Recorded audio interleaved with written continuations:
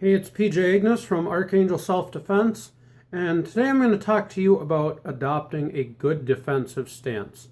Now, I can't overemphasize that a good defensive stance starts with good balance. So I'm going to take a step back so my feet are a little bit staggered. They are about shoulder width apart. And I'm going to bend my knees a little bit, make sure I'm on balance. So, play with your balance, get to where you feel comfortable. Um,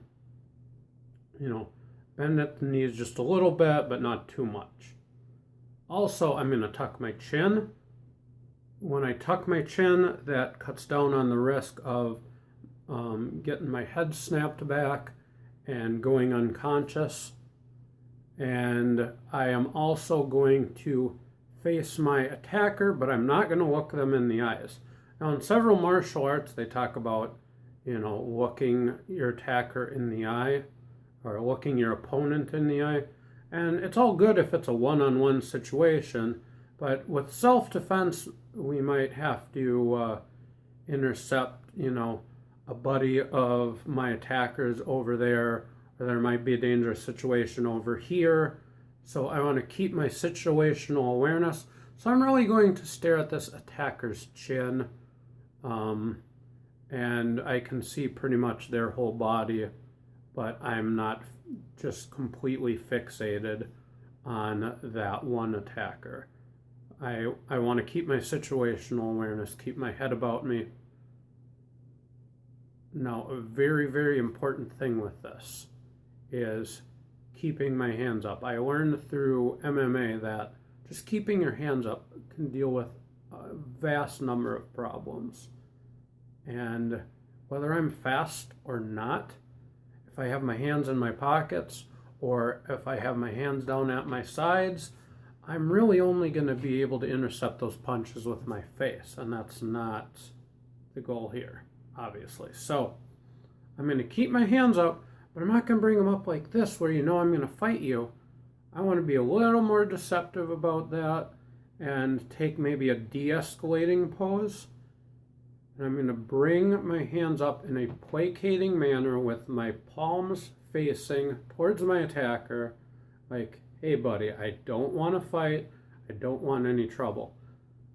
Now, through a little bit of psychological trickery, I can control what's going to happen next to a certain extent. If I keep my hands here and keep them very tight, now I'm guarding my nose, the center of my face, and the path of least resistance would be to go around that. So I might get a big haymaker punch, but I'm probably not going to get attacked where I'm really well guarded. So the attacks are going to come around here, and I'm very comfortable with that, so I might direct the attacks that way. Or I might open my hands a little wider because I want the punches coming straight at my face. And I might be more comfortable blocking straight punches and dealing with that. I could also extend my hands towards my attacker, and that might mean that they grab my hands or they might try to push them down. And then both of their hands are committed to an action and they're not punching me in the face. So I might want to tell them to attack me that way, and then I can be ready for that. But one way or another, I'm telling my attacker how I want to be attacked and what I'm comfortable with, and I can deal with it that way. So until next time, I'm PJ Ignis from Archangel Self Defense.